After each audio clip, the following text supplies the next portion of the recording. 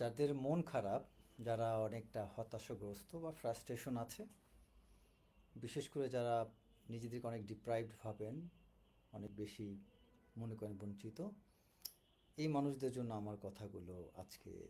আমি মনে করি এই মানুষগুলো আমার কথা শুনতে পারেন, কিছুটা হলে আপনার ভালো লাগবে আমি মনে করি।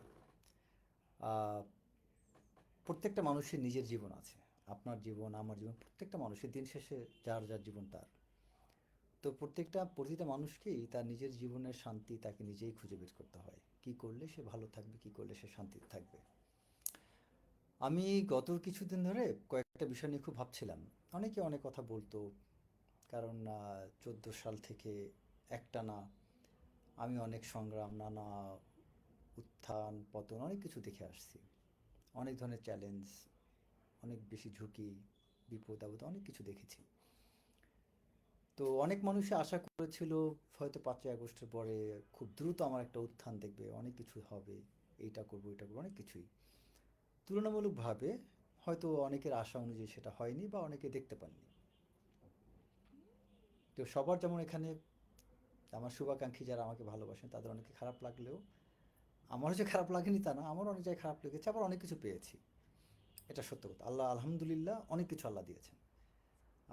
টাকা পয়সা ধন সম্পত্তি সবচেয়ে বড় পাওয়া না মানুষের, মানে নিজের মনের শান্তি এটা অনেক বড় একটা পাওনা, শারীরিক সুস্থতা থেকে শুরু করে অনেক কিছু অনেক বড় পাওনা। একটা কথা আছে যে আহ, যদি আপনি শারীরিকভাবে সুস্থ থাকেন সেটা অনেক বড় সম্পদ।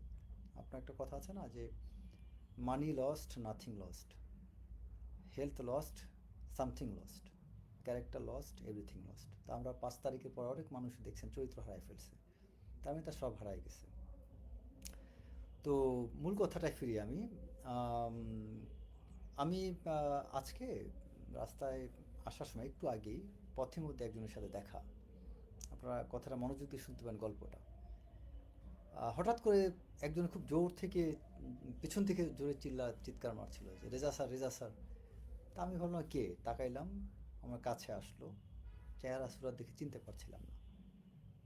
এই ব্যক্তিকে আমি আজ থেকে 13-14 বছর আগে একটা উপকার করেছিলাম, এবং 13-14 বছর আগে আগে আমার নিজের অবস্থানটা তখন ভালো ছিল না। সেই সময়টাতে আমি নিজেই অনেক বড় একটা চ্যালেঞ্জের মধ্য দিয়ে যাচ্ছিলাম, পলিটিক্যাল চ্যালেঞ্জ। তো তখন সে কান্নাকাটি করে বলছিল যে তার চাকরি বাকরি নেই, খুব বিপদে আছে। তার স্ত্রীকে নিয়ে সময়মতো বিয়ে করছে এবং বেকার। এই অবস্থা যে আরও কিছুদিন যায় তার বউ তাকে ছেড়ে চলে যাবে। একটা ছোট বাচ্চা হয়েছে, বাচ্চাকে দেখার মতো দুধ কেনারও পয়সা তার নেই।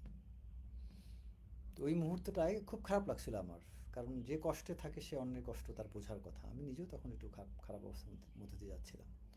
তো আল্লাহ তালা আমার থাকা খাওয়ার ব্যবস্থা রেখেছিল বিধায় আমি উপলব্ধি করেছিলাম যে আমার তো অন্তত থাকা খাওয়ার ব্যবস্থা আছে, তার তো তা নেই। বাচ্চাকে দুধও কিনতে পারতেছে না। তখন তাকে আমি কিছু টাকা হাতে দিয়েছিলাম যে এই টাকা দিয়ে আপনি 5-7 দিন চলতে পারবেন।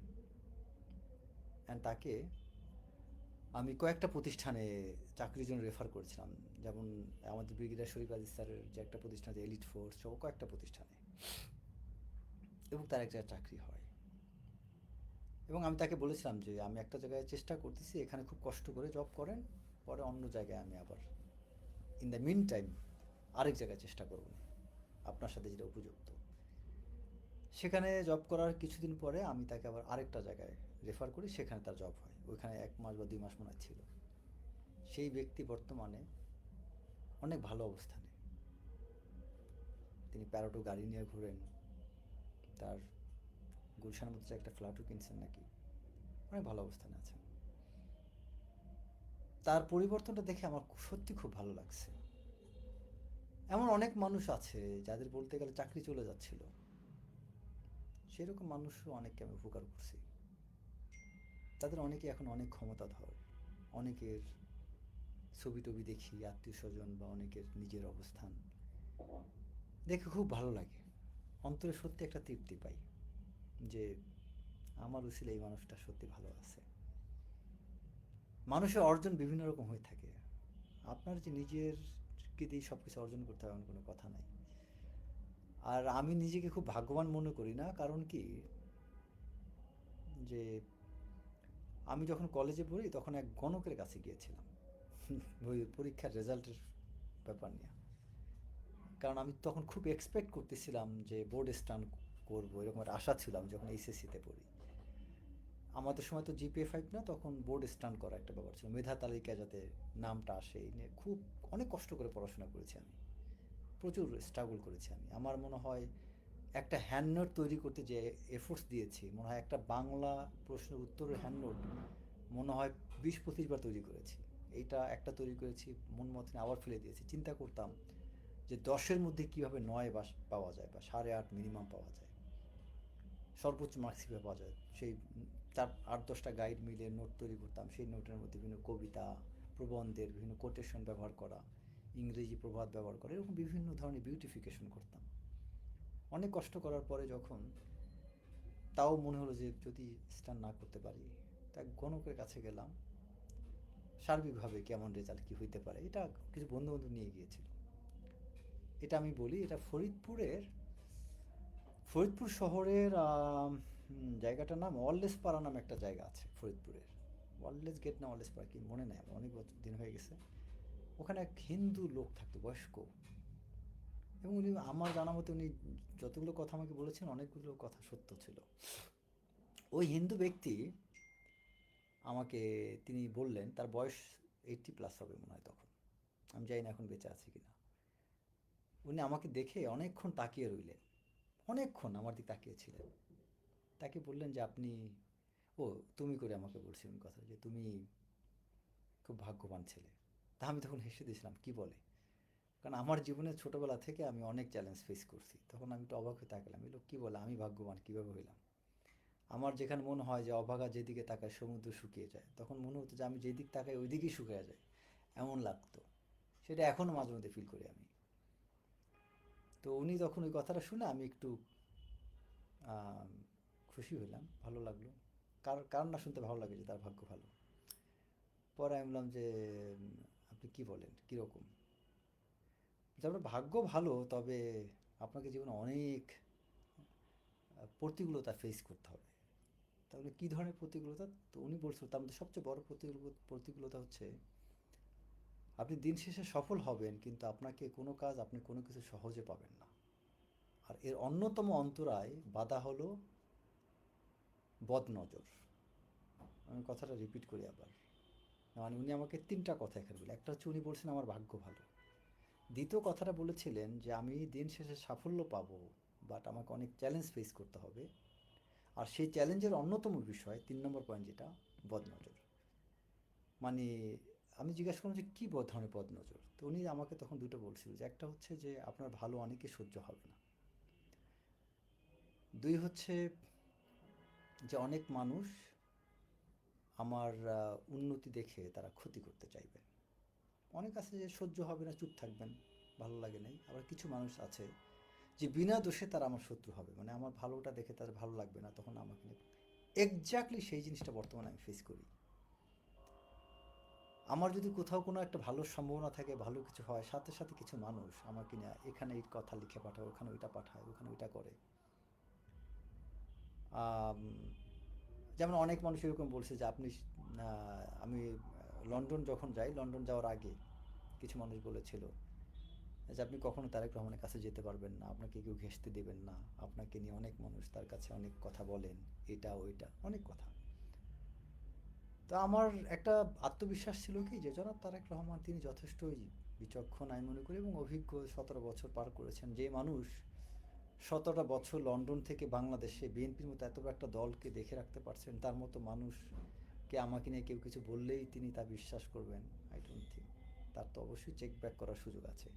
আর চেক ব্যাক করে যখন দেখবেন যে আমাকে নিয়ে মিথ্যা কথা তারা বলছেন, তখন তাদেরকেই তিনি ঘৃণা করবেন, তাই না? তো সেই বিশ্বাস থেকে কিন্তু আমি লন্ডন গিয়েছিলাম।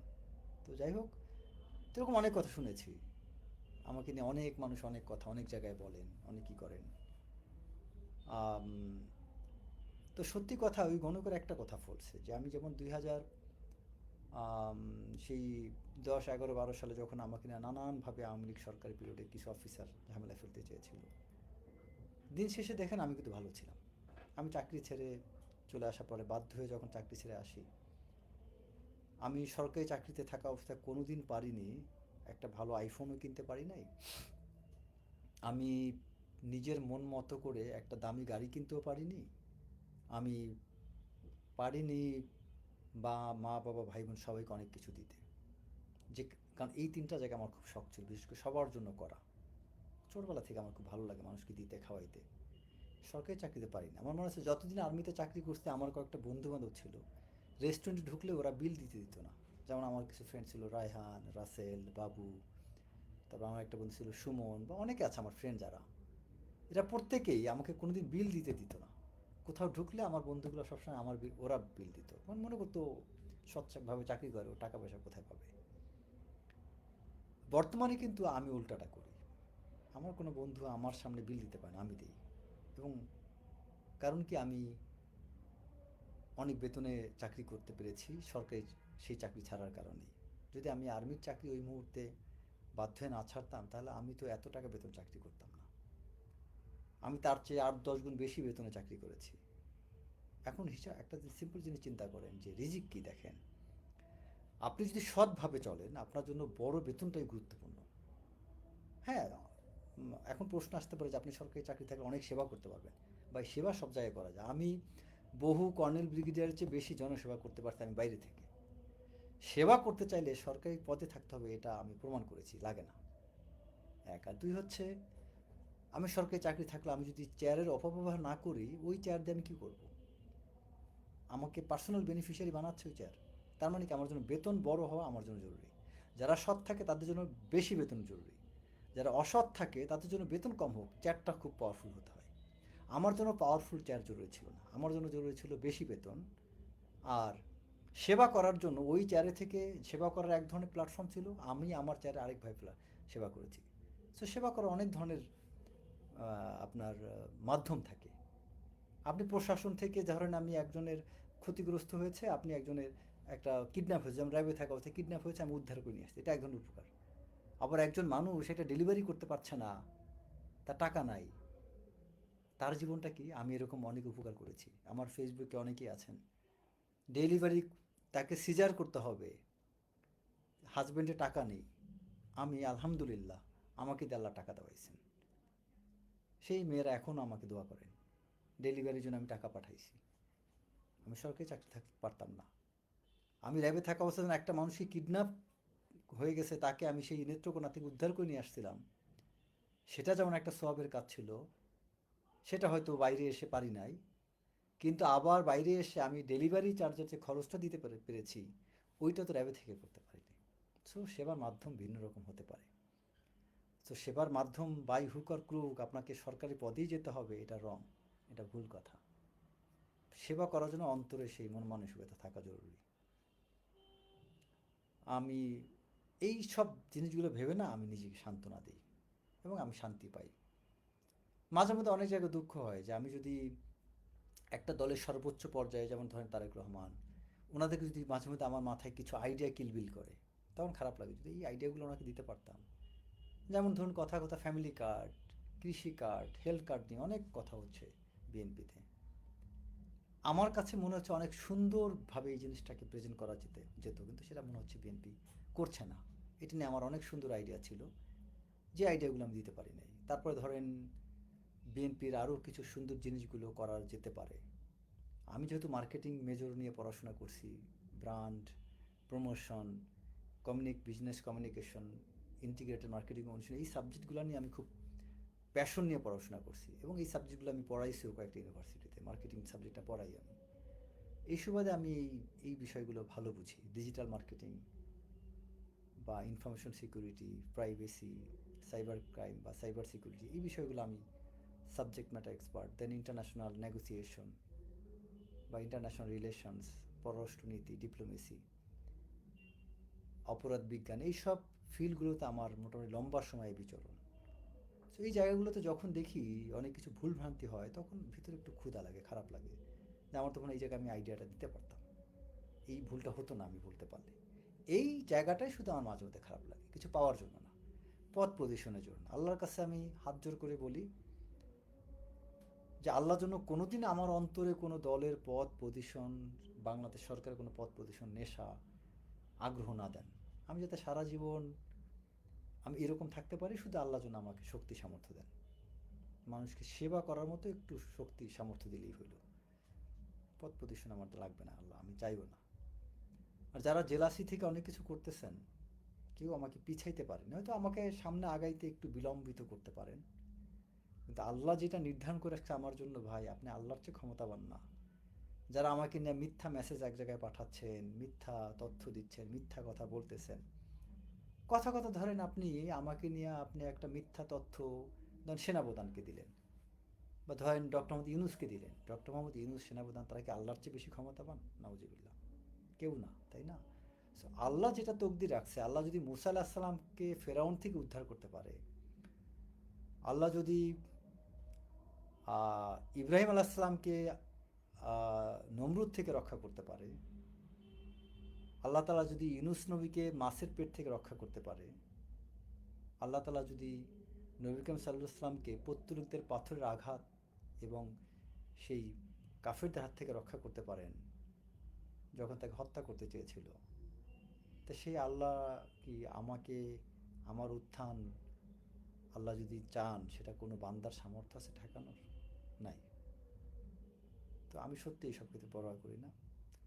আমার এই আজকের কথাগুলোর মধ্যে অনেক আবেগ, কিছু শিক্ষামূলক বিষয় আছে, আপনারা যারা শুনতে পাচ্ছেন সবাই এটাকে শেয়ার করতে পারেন। আমি মনে করি এই কথাগুলো শুনলে অনেকের মধ্যে অনেক কিছুর ধারণা পরিবর্তন হইতে পারে, এবং অনেকে নিজেকে সান্ত্বনা দেওয়ারও কিছু উপায় খুঁজে পাবে, এবং আমি মনে করি অনেক কিছু শেখার আছে। আমি মনে করি সবাই ভালো থাকবেন, আমার জন্য দোয়া করবেন, আল্লাহ যেন আমি যেন সবসময় আল্লাহর প্রতি তাওয়াক্কুল রাখতে পারি, এই দোয়াটা সবাই করেন আমার জন্য। আলহামদুলিল্লাহ রাব্বিল আলামিন। আসসালামু আলাইকুম রহমতুল্লাহ।